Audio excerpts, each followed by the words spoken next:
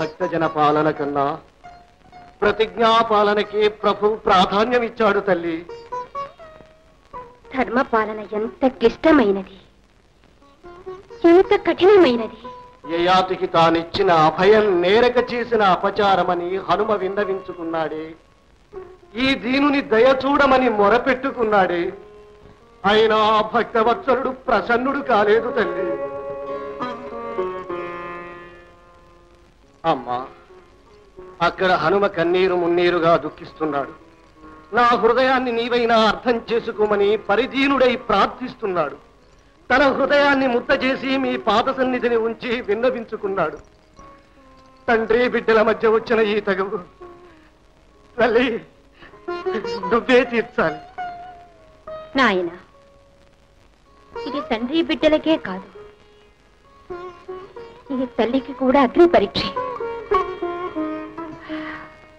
అంతా ఈశ్వర సంకల్పం. అమ్మా,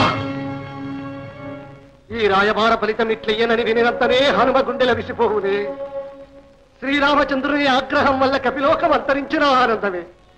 కానీ నీ చల్లని చూపుంటే ప్రళయం కూడా ప్రసన్నమవుతుంది తల్లి. అంగదా, ధర్మబలమే దైవబలం. హనుమ బుద్ధి కుశలుడు, తన కర్తవ్యమును తానే నిర్ణయించుకొనగలడు. ఎవరికి ఏ ఆపద రాకుండా ఆ పరమేశ్వరి కాపాడగలదు. కృతార్థులం తల్లి.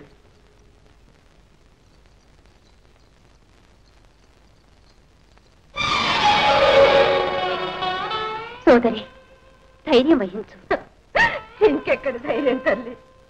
కట్టుకున్న భర్త, కన్న బిడ్డలు ఎవరెక్కడున్నారో తెలియకపోయినా నీ ప్రాపే అందరినీ కలుపుతుందని, కాపాడుతుందని కొండంత ఆశతో ఉన్నాను. నేడు నా భర్త హనుమతింత క్షేమముగా ఉన్నారని విని ఎంతో సంతోషించాను. కానీ అంతలోనే స్వామి యుద్ధ నిర్ణయం పిడుగులా నా గుండెల్ని బద్దలు చేసింది తల్లి. మహాభక్తుడు, ప్రభుకి ఆప్తుడు అయిన ఆంజనేయుని ప్రార్థనే వ్యర్థమైతే మా వంటి వారికి దిక్కెవరు? నాకు జీవితేచ్ఛ నశించింది. సుమంగళిగానే ప్రాణత్యాగం చేశాను. అమంగళం పలుకవద్దు. నీ పాతివ్రత్యమే నీకు సర్వరక్ష.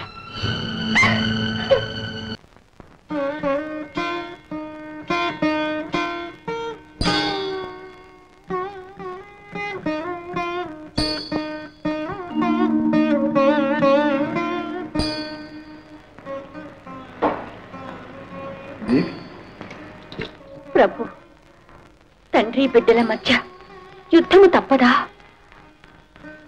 ఈ విషయంలో హనుమదే తుది నిర్ణయం. తెలిసి అహంతో మహాపాపాలు చేసిన వారిని మీరు ఎంతో ఔదార్యంతో క్షమించ సిద్ధపడ్డారే. మన హనుమ నేరక చేసిన ఈ అపచారాన్ని మన్నించలేరా?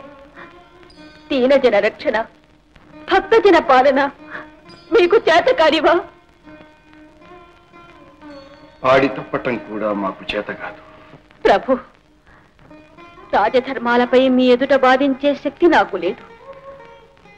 కానీ ఆ ఇల్లాలు శాంతిమతి పడే క్షోభను నేను చూడలేకపోతున్నాను. మీరే పరదైవంగా ఆరాధించి ఆ కుటుంబం ఈనాడు చెల్లా చెదరైపోయింది. పతి వియోగంతో ఆమె నిద్రాహారాలు మాని కృషించిపోతుంటే ప్రభు, ఆనాడు అశోకవనంలో నేను పడిన ఆవేదన గుర్తుకు వచ్చి కన్నీరు మున్నీరవుతున్నది. జానకి, యయాతి, శాంతిమతి వారి పసిపాపలు పడే మనోవేదన నాకు తెలియదా? వారంతా నా వారే.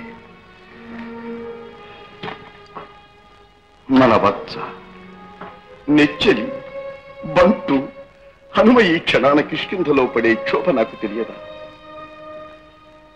అతని నిట్టూర్పు నా ఊపిరి, అతని బాధ నా కన్నీరై నా గుండెల్లో సుడులు తిరుగుతోంది. సీత, సుడులు తిరుగుతోంది. కానీ కన్నీరు నాకు కొత్త కాదు. ధర్మదీక్ష వలన ఆ కన్నీటిని ఏనాడు నా కంటి చిలియలి కట్ట దాటనీయలేదు. అదే నా జీవితం సీత. ఆనాడు అడవులకు వెళ్ళమని ఆజ్ఞాపించిన నా తండ్రి నా ఆజ్ఞను ధిక్కరించు నాయనా అని ఆక్రోశించిన నేను ఆగితినా. నా నోములిట్లు ఫలించిన రామ అని దుఃఖించు తల్లి కౌసల్యను నేను ఊరడించి తినా. వనవాస సమయమున సోదరుడు భరతుడు ఎంత వగచినా, పినతల్లి కైకేయి తన వరాలను ఉపసంహరించుకున్నా నేను అయోధ్యకు మరలి వచ్చి తినా. లేదు సీత, లేదు. ఆనాడు కన్నీటిని నా కంటిలోనే కట్టివేశాను. లంకలో 10 మాసాల వియోగం తర్వాత నిన్ను చూడగానే పరవళ్ళు దొక్కిన ఆనంద బాష్పాలను కూడా ఈ గుండె దిగమింగింది. రాజధర్మ ప్రవర్తనం కోసం నేనే నీవైన నిన్ను, నా అర్థాంగిని అగ్ని ప్రవేశం చెయ్యమన్నాను. సీతారాముడికి హృదయం కరుణ ఉంటాయి, రాజారాముడికి అవి ఉండవు, ఉండరాదు. దేవి, నా అర్థాంగిగా కాక ఈ రాజ్యపు పట్టమక్షిగా నా బాధ్యతను అర్థం చేసుకో.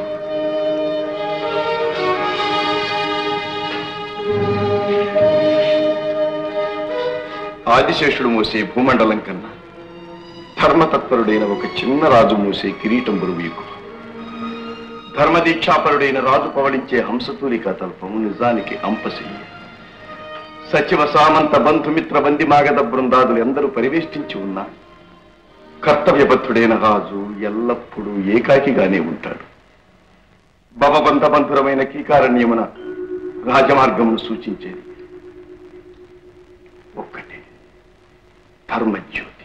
ప్రభు, అర్థాగినని అహంకరించి సర్వజ్ఞులైన మిమ్మే భక్తరక్షణ చెయ్యమని అర్థించవచ్చాను. ఈనాడు తాము ఆడిన మాట కొరకై హనుమపై శిరసంధానం చేస్తున్నారు. తామే పట్టాభిషేక సమయాన హనుమను చిరంజీవిగా దీవించారు.